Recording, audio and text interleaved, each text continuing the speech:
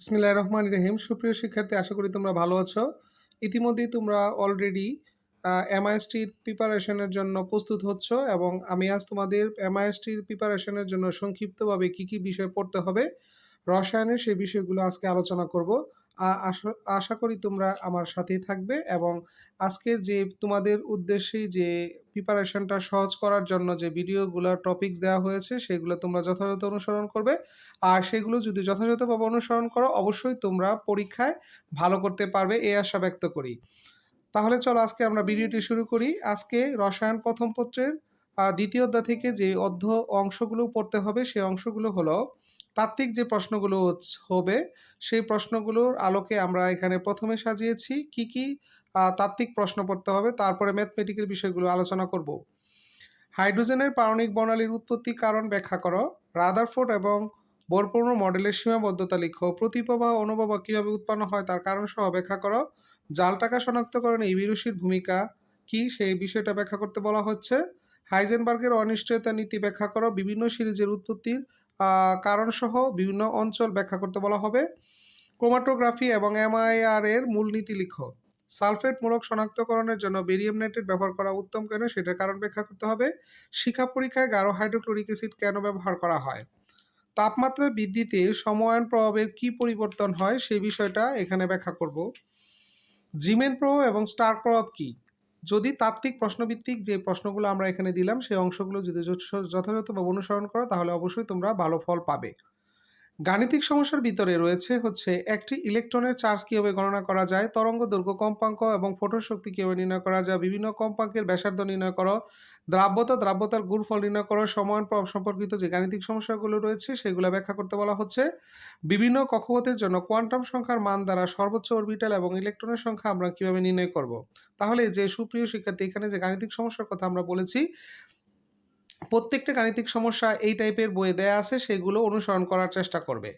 এরপরে আমরা তৃতীয় অধ্যায় মৌলের পর্যাবৃত্তিক ধর্ম এবং রাসায়নিক বন্ধন থেকে যে অংশগুলো পড়ব সেই অংশগুলোর কথা বলছি। পোলারায়ন দ্বারা গলনাঙ্ক, উদ্দায়িতা, বিয়োজন তাপমাত্রা এবং পানিতে দ্রবীভূত হওয়ার কারণ ব্যাখ্যা করতে হবে এবং বেসপার তথ্য ব্যাখ্যা করতে হবে। লাইক ডিজলভ লাইক নীতির জন্য যে তথ্যটুকু রয়েছে সেই অংশটা আমরা এখান থেকে ব্যাখ্যা করব।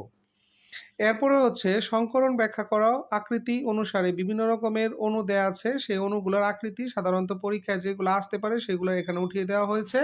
অ্যামোনিয়া, পানি, phosphorus oxychloride, ethyne, sulphur hexafluoride, phosphorus pentachloride, boron tetrafluoride ion, tetrammine, cupric ion, ferrocyanide ion, ferricyanide ion এবং টেট্রামিন, জিঙ্ক আয়ন, এইগুলো সাধারণত সংকরণ আকৃতি সহ বন্ধনকুল সহ ব্যাখ্যা করতে হবে। ইলেকট্রনের আসক্তি বিভিন্ন রকমের কর্ম রয়েছে, অর্থাৎ কেন ফ্লোরিন অপেক্ষা ক্লোরিনের ইলেকট্রন আসক্তি বেশি হয় সেই কারণটা আমরা ব্যাখ্যা করব। যেহেতু এই অধ্যায়ে কোনো গাণিতিক সমস্যা নেই সেজন্য এই অধ্যায়ে গাণিতিক সমস্যার প্রয়োজন নেই। যেহেতু সবগুলি আমাদের লিখিত পরীক্ষা হবে সেজন্য অবশ্যই লিখিতর জন্য এই অংশগুলো তোমাকে শেষ মুহূর্তের প্রস্তুতি হিসাবে দেখতেই হবে এক নজরে।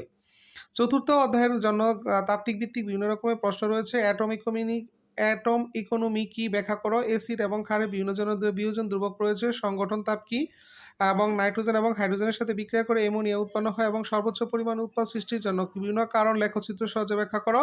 কেপি এবং কেসির মধ্যে বিভিন্ন রকমের সমীকরণ দেওয়া থাকবে, সেই সমীকরণের জন্য আমরা কিভাবে সম্পর্ক স্থাপন করতে পারি। এখানে আমরা বিভিন্ন রকমের বিক্রিয়া দিয়েছি, সেই বিক্রিয়াগুলো এক নজরে দেখে যাবে। আমরা এখানে 4টা বিক্রিয়া দিয়েছি, 4টা বিক্রিয়া দেখবে। এনথালপি এবং প্রশমন তাপ কীভাবে বিক্রিয়ার ক্ষেত্রে ব্যাখ্যা করা যায় সেই বিষয়টা আমরা ব্যাখ্যা করার চেষ্টা করব। বাফার দ্রবণের ক্রিয়া কৌশল অবশ্যই তোমরা ভালো করে পড়বে এবং অম্লীয় এবং ক্ষারীয় দ্রবণ ব্যাখ্যা করে কিভাবে বাফার দ্রবণে পিএইচ এর মানটাকে নিয়ন্ত্রণ করে সেই জিনিসটা আমরা এখান থেকে ব্যাখ্যা করব। এবং গাণিতিক সমস্যা হিসাবে খুবই ইম্পর্টেন্ট হলো মিশ্রিত দ্রবণের ঘনমাত্রা, পিএইচ এবং প্রকৃতি বিশ্লেষণ করা, সংগঠন তাপ নির্ণয় করবে, বিভিন্ন বিক্রিয়ার জন্য যেগুলো দেওয়া রয়েছে বিক্রিয়ার হার লেখচিত্র সহ নির্ণয় করবে। পিএইচ খুবই নির্ণয় করা খুবই ইম্পর্টেন্ট একটা অংশ।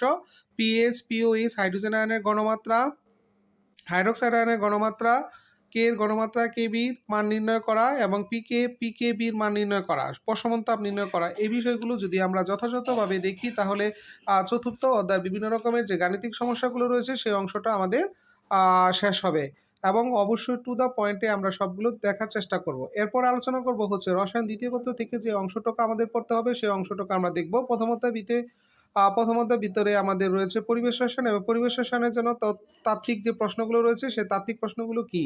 আরএমএস বেগ, সম্ভাব্য বেগ, আংশিক চাপ এবং সূত্র বিভিন্ন রকমের এই ধরনের যে সূত্রগুলো রয়েছে সূত্রগুলো আমরা পড়ব। বিভিন্ন এককে আর এর মান যে রয়েছে সে আর এর মান, বিভিন্ন এককে এসআই এককে লিটার বায়ু চাপে এবং সিজিএস এককে এর মানটা নির্ণয় করব। জুল থমসন প্রভাব কি এবং জুল থমসন পদ্ধতিতে গ্যাসের তাপমাত্রা হ্রাস পায় কেন সেই কারণটা আমরা ব্যাখ্যা করব।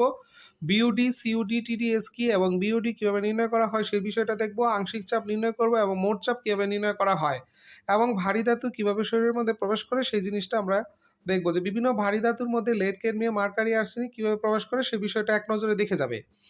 গাণিতিক প্রশ্নের ভিতরে আমরা আরএমএস বেগ কিভাবে নির্ণয় করতে পারি, গতিশক্তি কিভাবে নির্ণয় করব, ব্যাপন হারের সাথে তুলনা করো এবং অনুসংখ্যা নির্ণয় করো, মোল ভগ্নাংশ নির্ণয় করো। তাহলে আমাদের এইখান থেকে এই অধ্যায়ের এই গাণিতিক সমস্যাগুলো পড়তে হবে। এরপরে রয়েছে আমাদের সেকেন্ড পেপারে যে তৃতীয় অধ্যায়ের তাত্ত্বিক ভিত্তিক প্রশ্ন রয়েছে সেটা হচ্ছে মোলারিটি, নর্মালিটি এবং ফর্মালিটি কি এবং এগুলোর মধ্যে কোনটি তাপমাত্রার উপর নির্ভরশীল এবং কেন নর্মালিটি এবং মোলারিটি সমান হওয়ার যে কারণ রয়েছে সে কারণটা ব্যাখ্যা করব। পিপিএম, পিপিবি, পিপিটি কি এগুলো সম্পর্কে ব্যাখ্যা করব। প্রাইমারি ও সেকেন্ডারি স্ট্যান্ডার্ড পদার্থ কি, এদের মধ্যে বৈশিষ্ট্য নির্ণয় করব, নির্দেশক কি এবং এগুলো কীভাবে বর্ণ পরিবর্তন করে এইগুলোর কারণ ব্যাখ্যা করার চেষ্টা করব।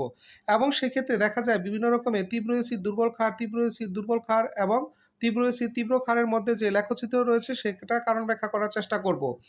এবং সেক্ষেত্রে বিভিন্ন ধরনের গাণিতিক সমস্যা রয়েছে, অর্থাৎ S = 1000 W/mb এই সূত্রের সাহায্যে ঘনমাত্রা কীভাবে নির্ণয় করা হয়, ভর কীভাবে নির্ণয় করা হয়, আয়তন কীভাবে নির্ণয় করা হয়, শতকরা থেকে কীভাবে মোলারিটি মানে ঘনমাত্রা নির্ণয় করা হয় এই জিনিসটা আমরা এখান থেকে ভালোভাবে দেখব।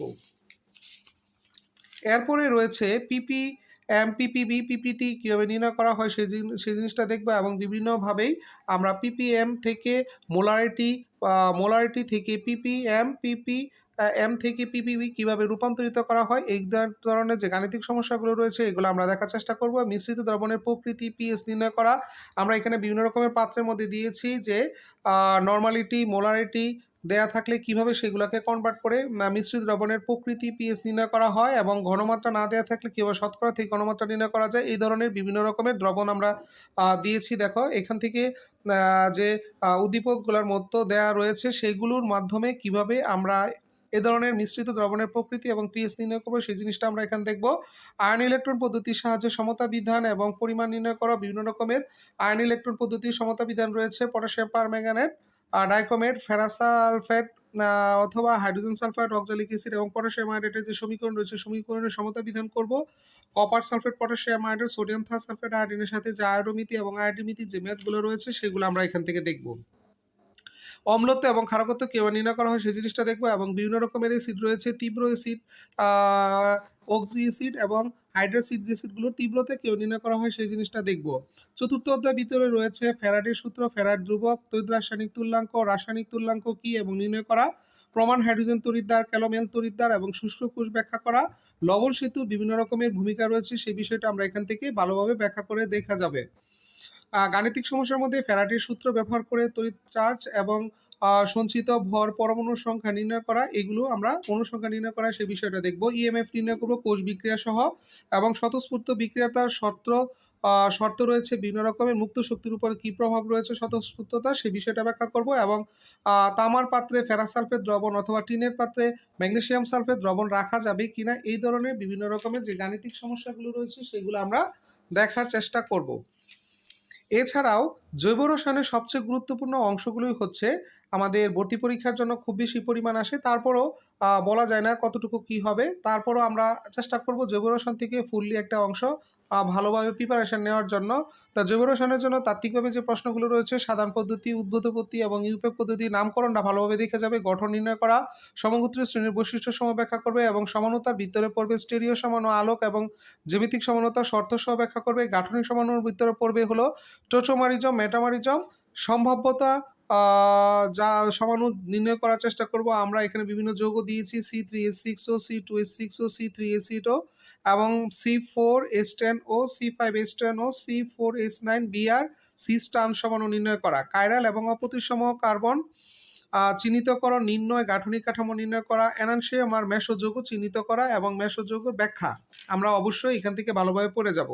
বিভিন্ন ধরনের বিক্রিয়া রয়েছে জৈব রসায়নের জন্য, এই ক্রিয়া কৌশলগুলো খুবই খুবই ইম্পর্টেন্ট, অবশ্যই কেউ বাদ দিবে না, অবশ্যই এই বিক্রিয়াগুলোর ক্রিয়া কৌশল সবাই দেখে যাবে।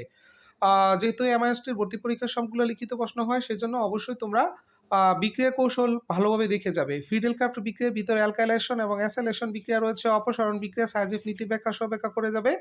মার্কনিকভ বিপরীত মার্কনিকভের নীতির ক্রিয়া কৌশল দেখা যাবে। বেনজিনের নাইট্রেশন সালফোনেশন বিক্রিয়ার ক্রিয়া কৌশল দেখতে হবে এবং SN1 SN2 বিক্রিয়ার ক্রিয়া কৌশল, ইলেকট্রন আকর্ষী এবং ইলেকট্রোফিলিক নিউক্লিওফিলিকের বিভিন্ন রকমের ক্রিয়া কৌশল রয়েছে বিভিন্ন বিক্রিয়ার আঙ্গিকে, সেগুলো আমরা দেখে যাব। সক্রিয়তার ক্রম আমরা এখানে দিয়েছি টোলুইন, নাইট্রোবেনজিন এবং বেনজিন। এগুলোর মধ্যে সক্রিয়তার ক্রম কোনটা বেশি, যেমন টোলুইন, তারপরে বেনজিন, তারপরে নাইট্রোবেনজিন।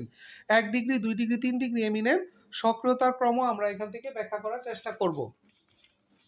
এরপরে রয়েছে অ্যারোমেটিসিটি ব্যাখ্যা করার চেষ্টা করব। বিভিন্ন রকমের শনাক্তকরণ পরীক্ষা আছে, এক নজরে দেখে যাব। অসম্পৃক্ততার পরীক্ষা অর্থাৎ বেয়ার পরীক্ষা এবং ব্রোমিন দ্রবণের যে পরীক্ষা রয়েছে সেই পরীক্ষাগুলো আমরা দেখার চেষ্টা করব। Chloroform, alcohol, carboxylic acid, phenol এগুলা পরীক্ষা করব এবং ফেনলের জন্য যে লিভারম্যান পরীক্ষাটা রয়েছে অবশ্যই আমরা এটা ভালো করে দেখব। বিভিন্ন রকমের পার্থক্যসূচক পরীক্ষা রয়েছে, যেমন 1 degree 2 degree alcohol, amine, aldehyde, ketone, ethene, ethyne এইগুলো আমরা দেখব। এছাড়াও বিভিন্ন রকমের জৈব রসায়নের জন্য তোমাদের জন্য আমরা বিভিন্ন রকমের বিক্রিয়া করে রাখছি, সেই বিক্রিয়াগুলো এক নজরে তোমরা দেখে যাবে। এখানে বিক্রিয়াগুলো পূর্ণক্রম দিয়ে পরীক্ষা আসতে পারে, আমি এক নজর দেখিয়ে দিচ্ছি, যেহেতু সবগুলো একটা ভিডিওতে দেখালে অনেক বড় হয়ে যায়, সেই জন্য আমরা পর্যায়ক্রমিকভাবে এই বিক্রিয়াগুলো যেন আসলে দিতে পারি এবং তোমরা অবশ্যই এই বিক্রিয়াগুলো দেখার চেষ্টা করবে। আমরা পর্যায়ক্রমিকভাবে একটু দেখাচ্ছি, কারণ সবগুলো পড়তে গেলে বিক্রিয়াটা অনেক বড় হবে এবং তোমরা বিক্রিয়াটাতে অবশ্যই এখানে যে বিক্রিয়াগুলো দেওয়া আছে সেই বিক্রিয়াগুলো অবশ্যই ভালোভাবে দেওয়ার চেষ্টা করবে এবং যে বিক্রিয়াগুলো আমরা এখানে দিয়েছি সেই বিক্রিয়াগুলো ভালোভাবে দেখে যাবে এক নজরে। আমি শুধু বিক্রিয়াগুলো দেখিয়ে দিচ্ছি যে বিক্রিয়াগুলো কিভাবে আমরা সম্পূর্ণ করেছি এবং অনেকগুলো বিক্রিয়া রয়েছে, জৈব রসায়নের গুরুত্বপূর্ণ বিক্রিয়াগুলো রয়েছে, সেই বিক্রিয়াগুলো অবশ্যই আমরা এখান থেকে দেখে যাব। তাহলে তোমরা যদি এই ভিডিওটি ফার্স্ট টু লাস্ট দেখো তাহলে জৈব যৌগ সহ অন্যান্য সমস্ত বিষয়গুলো কিভাবে টু দ্য পয়েন্টে আমরা এখান থেকে ব্যাখ্যা করার চেষ্টা করেছি এবং অল্প সময়ের মধ্যে কিভাবে আমরা প্রিপারেশন নিতে পারি সেই বিষয়গুলো আমাদের এখান থেকে স্পষ্ট হবে। আমি বিক্রিয়াগুলো বারবার একটু স্পষ্ট করে দেখিয়ে দিচ্ছি যে এখানে যে গুরুত্বপূর্ণ বিক্রিয়াগুলো দেওয়া আছে একটা বিক্রিয়া বাদ দেওয়া যাবে না জৈব রসায়নের জন্য। তোমরা একটু ধৈর্য সহকারে বিক্রিয়াটা ফার্স্ট টু লাস্ট দেখবে এবং ভিডিওটি তোমাদের কাছে যদি ভালো লেগে থাকে অবশ্যই লাইক কমেন্ট শেয়ার করতে ভুলবে না এবং এই ধরনের আরও অনেক ভিডিও রয়েছে এই চ্যানেলে এবং অন্যান্য ভর্তি পরীক্ষার প্রশ্নের জন্য দেওয়া হয়ে থাকে। নিয়মিত তোমার এই চ্যানেলটাকে ভিজিট করবে এবং তোমাদের বন্ধুদের কাছে শেয়ার করবে এবং নিয়মিত যদি ভিডিওগুলো দেখো সবগুলো অধ্যায়ের উপর বিভিন্ন রকমের গাণিতিক সমস্যা সহ এই চ্যানেলে বিভিন্ন রকমের ভিডিও দেওয়া রয়েছে, সেগুলো তোমরা অবশ্যই সমাধান করার চেষ্টা করবে এবং সেইগুলো যদি নিয়মিত ভিডিওগুলো দেখো তাহলে তোমাদের আর সমস্যা হবে না। এখানে আমরা বিভিন্ন রকমের বিক্রিয়াগুলো দেখালাম, অবশ্যই তোমরা এই বিক্রিয়াগুলো ভালোভাবে যদি এক্সারসাইজ করো তাহলে আশা করি তোমরা এমএসটির ভর্তি পরীক্ষার জন্য কাঙ্ক্ষিত সাফল্য অর্জন করবে। তোমরা সাফল্য অর্জন করো এবং পরীক্ষায় চান্স পাও এবং তোমাদের পরীক্ষা ভালো হোক এই আশা ব্যক্ত করে আজকের মতো এখানে সমাপ্ত। আল্লাহ হাফেজ।